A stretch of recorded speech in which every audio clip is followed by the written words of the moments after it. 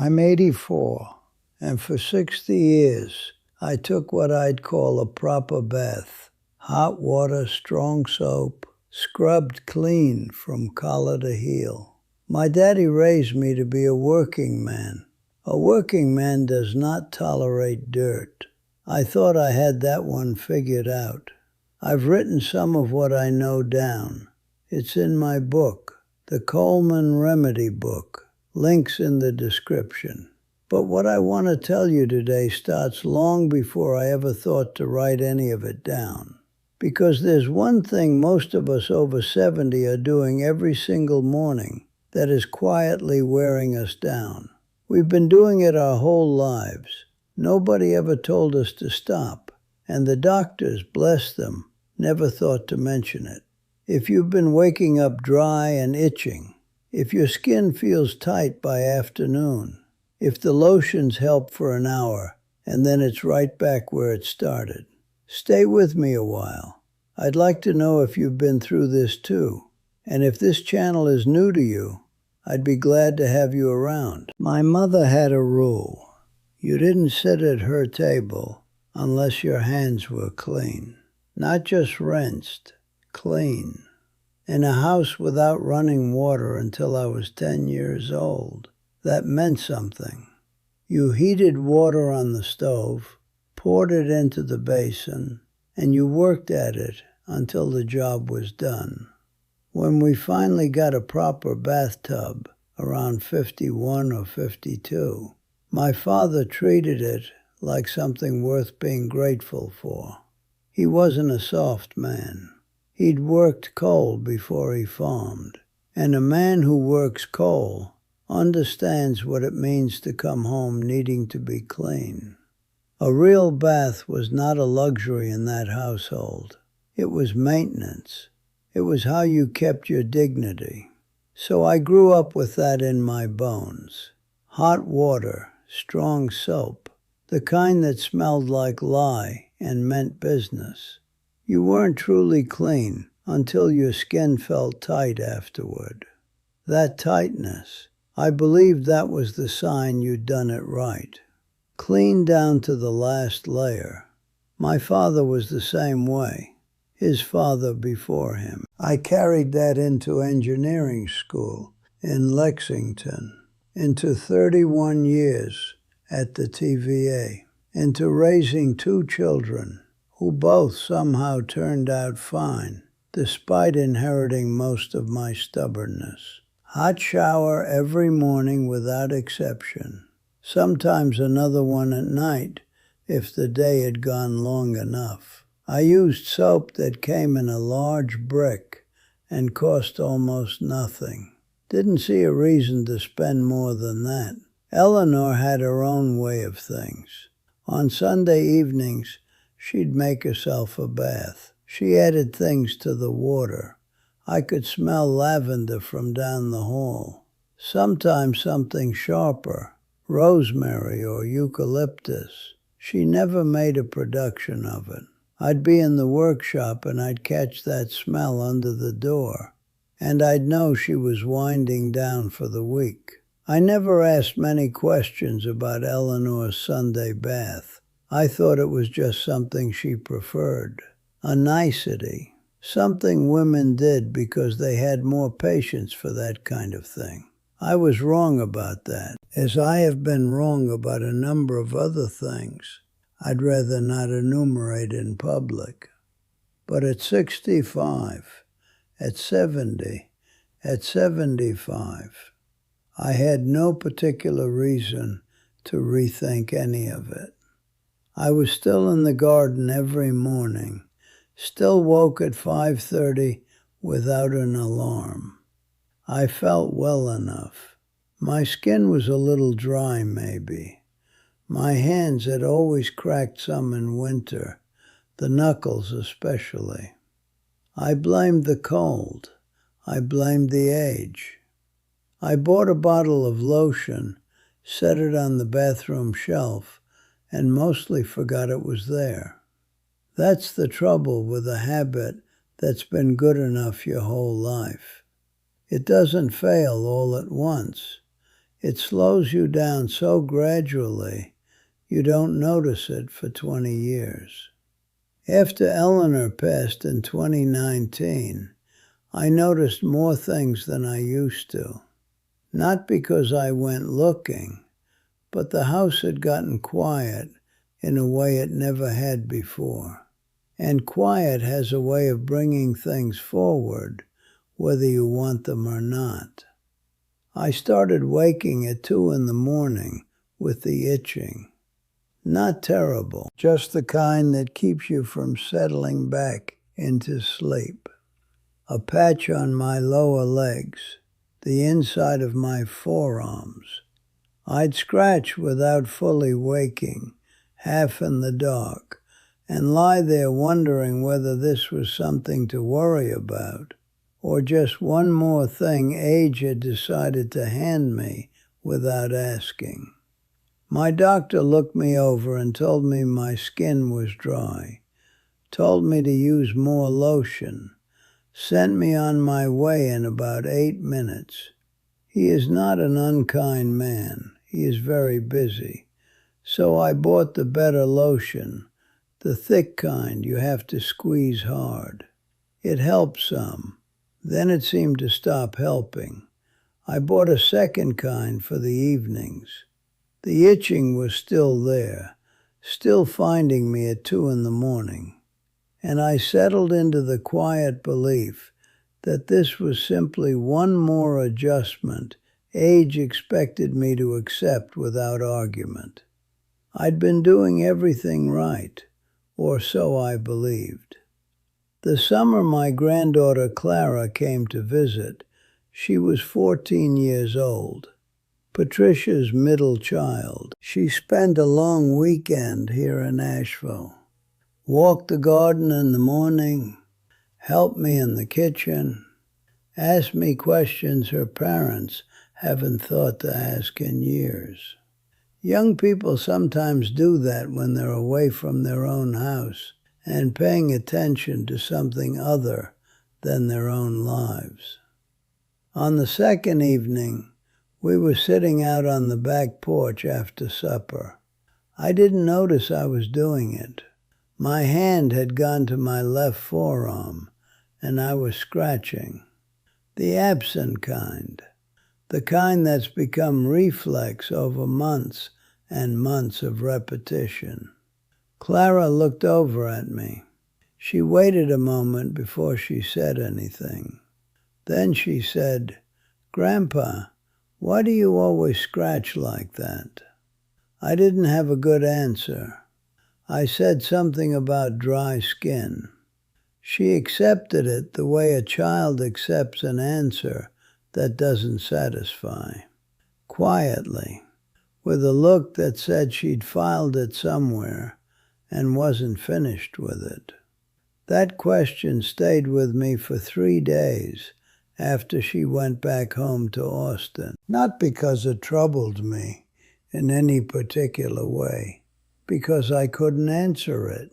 And I have never liked not being able to answer a question that ought to have an answer. I'd been through this kind of thinking before. In 2009, when the doctors handed me 5 prescriptions after my heart attack, and I sat in the hospital parking lot looking at that bag of bottles, I'd had the same feeling then. 5 medications ought to come with a reason. I drove home that afternoon, sat down with my father's notebook, and spent 2 years reading carefully. 2 years later, I was off every one of those prescriptions. My cardiologist called it unusual. I called it not being satisfied with what I'd been handed.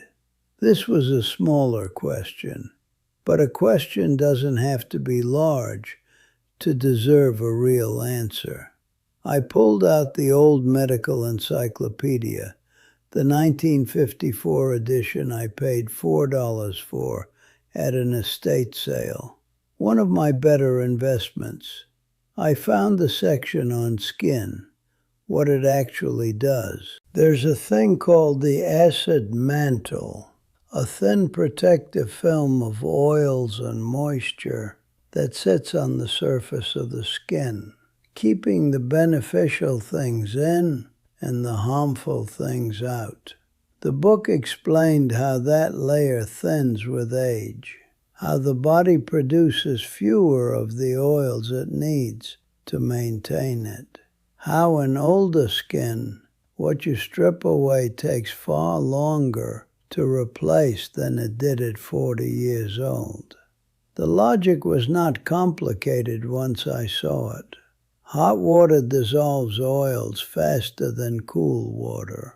Strong soap removes whatever the hot water leaves behind. Done daily, done thoroughly, the way a hard-working man was raised to do a thing, you are effectively dismantling your skin's first line of defense every morning and giving it the rest of the day to try to rebuild before you go ahead and do it again tomorrow. I had been giving myself the same bath I learned in a Kentucky farmhouse in 1951. My skin was 84 years old. It had been doing its level best to keep up. It was just working harder than it needed to. I've written this section out carefully in the Coleman Remedy book, the specific changes I made, what I stopped using and why, what I added to the water, and the simpler preparations that help aging skin hold on to what it naturally needs. The link is in the description below. I put it all in writing because Eleanor always said that a remedy half remembered is a remedy that doesn't work. I wanted to get the details right. I did not come to all of this at once. I read, I turned it over. And then one evening, I wasn't looking for anything connected to this at all. I was searching for a poultice recipe somewhere around page 180 of my father's notebook. I turned to a page I hadn't thought about since I was a boy. My father wrote in the old way, short sentences, nothing wasted.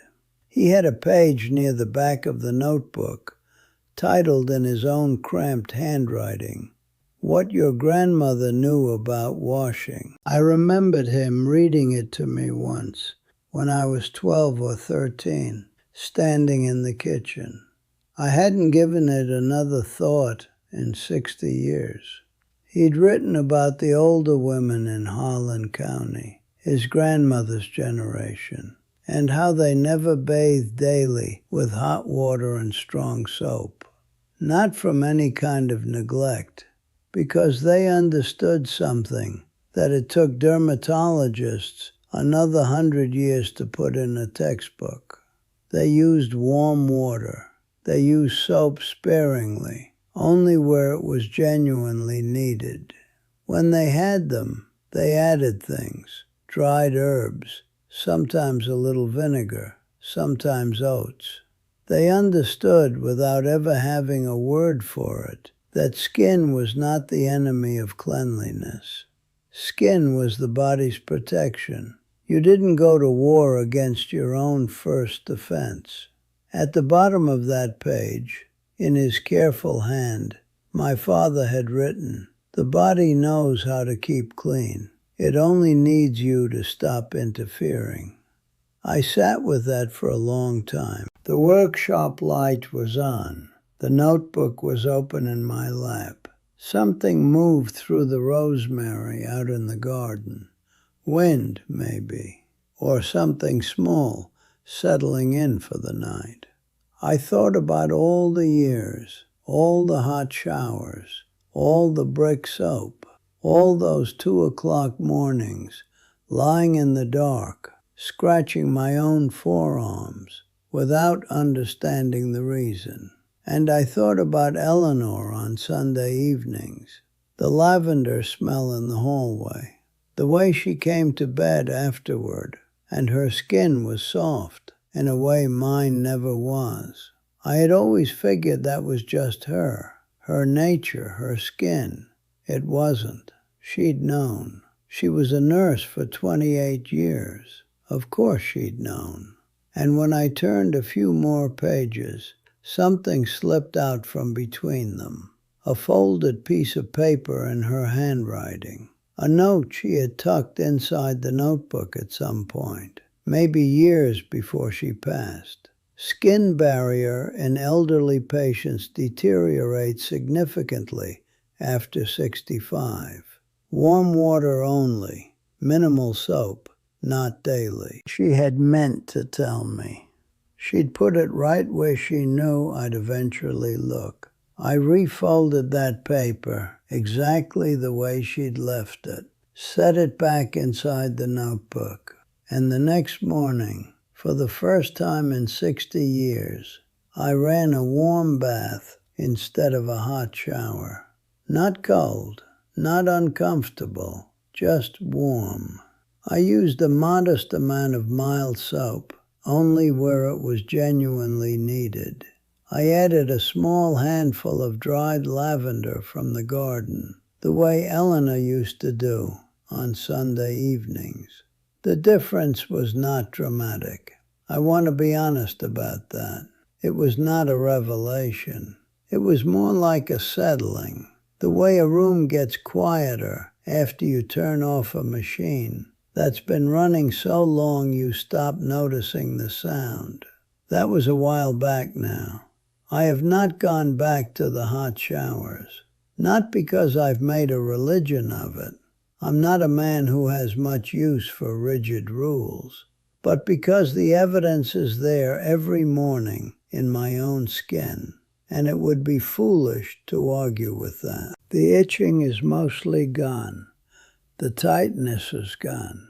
My hands still crack some in the cold months, but less than before, and they recover faster.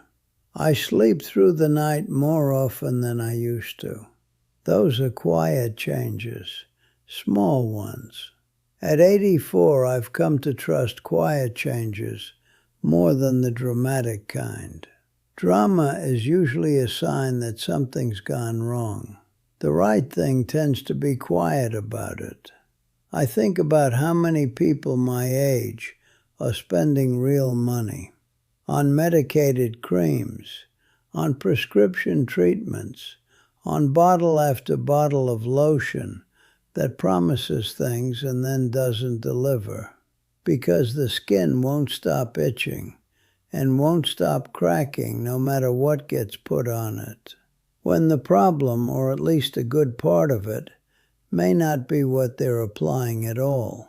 It may be what they're removing every morning, with decades of good intentions behind it, with habits learned in houses that no longer exist from people who have been gone a long time. My father's notebook is sitting on the kitchen table, right where it usually is when I record. Page 212. What your grandmother knew about washing. 60 years I own that notebook. That page was always there. I just hadn't been still long enough to need it. Sometimes the thing that would help you most has been in the room with you the whole time. You just have to stop being busy long enough to read it. I am not a doctor. I have never claimed otherwise, and I'm not starting now. I'm a man who has been paying attention for 84 years, and this is what that attention has added up to.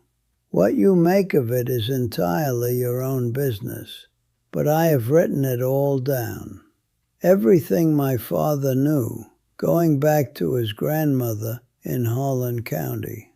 Everything Eleanor taught me across 54 years of marriage, including what she tucked inside that notebook, the note I wasn't quite fast enough to receive before she was gone. Everything I figured out in the years since the doctors handed me that bag of prescriptions, and I decided there might be more to find than what was printed on the label. All of it is in the Coleman Remedy book. Link is in the description below. It is not a medical textbook. I'm not that kind of man, and I never pretended to be. It's closer to what my father kept. Remedies, observations, things worth trying before you reach for something expensive. The measurements are right. The reasoning is there. I wrote it at the same kitchen table where Eleanor and I had breakfast for 50 years. Read it the way you'd read a letter from someone who wanted to get something down before time ran out. Not looking for a prescription, looking for company, and maybe for the thing that's been sitting in the room with you longer than you knew. Because here is what I know at 84. The body does not ask for very much. It asks for a little less fighting, a little more patience, a little more trust in what it already knows how to do, if you'll stop interfering with it long enough to find out. My daddy used to say, the most expensive cure is the one somebody sells you. He was right about a lot of things. Write that down.